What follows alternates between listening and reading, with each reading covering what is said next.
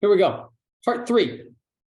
So the next part and the final part that I want to talk about here is the daily achievement list. And we call this all sorts of things, like a to-do list, a task list, a whatever list, right? A day planner. Use whatever word that you want. There are some, people and some coaches and things that are like, if we call it a to-do list, I call it a to be completed list. Okay, that works for them. A daily achievement list, I call it a to-do list too. Whatever works for you, but here's how I structure it. And I highly recommend this. I've shared this with other people and they love it. So that's why I included it here. So, but first, daily achievement list is an opportunity to write and plan your day, right? So that you're not a victim of your day. You're taking your day by the balls, right? You're taking your day and you're taking control, right? And so many of us, I mean, how many people have been in a space where you are a victim? Like, you are not in control of your day. You have to go here, take the kids there. You have to do this. You have to go to work. You have to, again, with the have to, right? And the day is not yours. But you can change this and reframe this in a way to have all of those same activities, but have them be yours, right? So let's take a look at it. So it's an opportunity to write and plan your day. It's an opportunity to identify a higher meaning or reason for each activity, your why.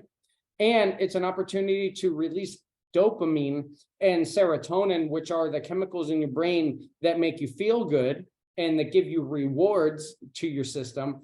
You release those when you cross it off, right? For example,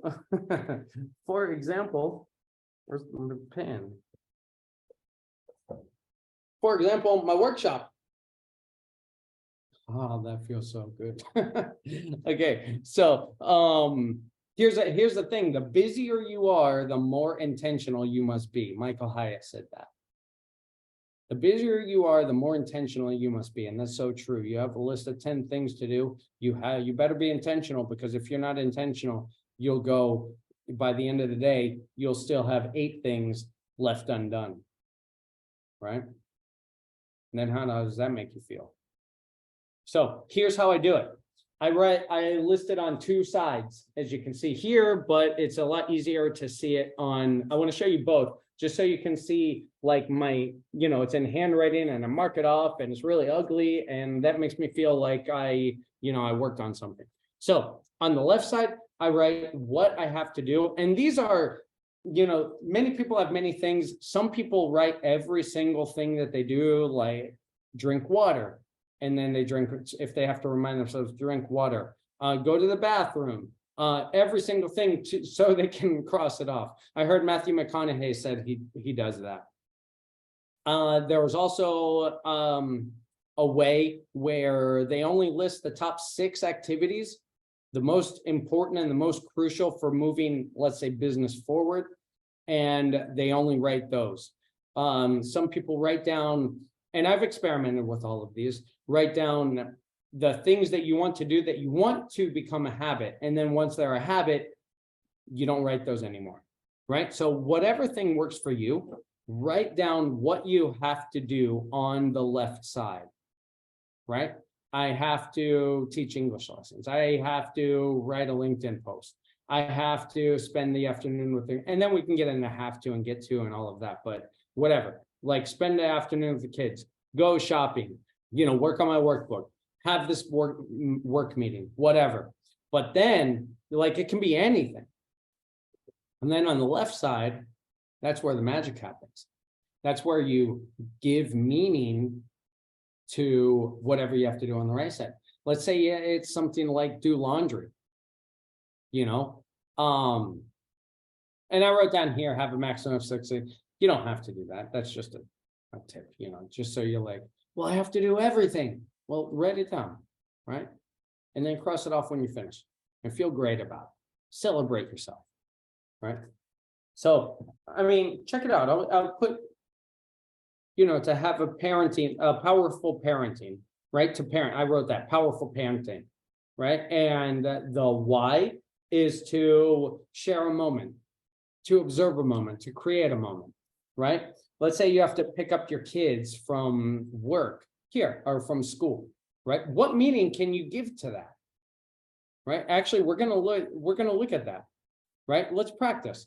Let's take a look at this and play along if you want. Get a piece of paper and write this down and subscribe a meaning to each of these activities. Like, let's imagine you have to pick the kids up from school if you're a parent. What is a deeper meaning? What's a big meaning? What can you accomplish so that you're not just taking here and taking there and taking here, and you have to do that. But how can you take control and give that meaning and give that purpose with intention so that you have control, so that activity has meaning, right? What can you subscribe to it? What's your intention? Pick the kids up from school. Maybe have a conversation in the car. Ooh, let's get intentional about that. Maybe if you have a teenager, teenagers don't like talking about themselves to their parent, talking about the day. They don't like opening up. So let's be intentional and start a conversation. Maybe it doesn't have to go from 0 to 100, but maybe just start a conversation. Make them laugh. You laugh. Maybe that could be an intention. That could be the why. Right? I taught English lessons. If some of my English students are watching this, then sorry, but like sometimes those aren't the most exciting things in my day. Like, so I make an intention to have fun. You know what I mean? How about going shopping? What's an intention? What's a deeper meaning you could give to go shopping?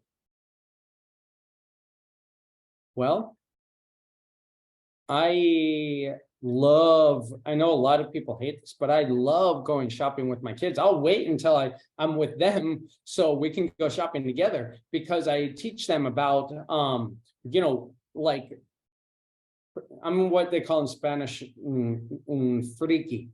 Like, I'm weird. So like, I'll teach them like why a supermarket is set up the way that it is, right? Why gum is up at the counter and the candy is up at the counter, and why things are moved and in different places sometimes. Oh yeah, that's because so we have to walk around. Like I did this one time. Why are the cupcakes not in that spot anymore? Like, well, they do that. And like, I don't teach them about the psychology of a supermarket, but Sophia did ask me, why are they not? And like, well, they move things around so that way we have to walk around the supermarket to find it so that we, buy more things. You know what I mean? So like, make a moment. So when we go shopping, let's make a moment. Let's work on patience with the kids. Let's work on patience with me. Let's not get angry when they ask for candy. Maybe that's a deeper intention,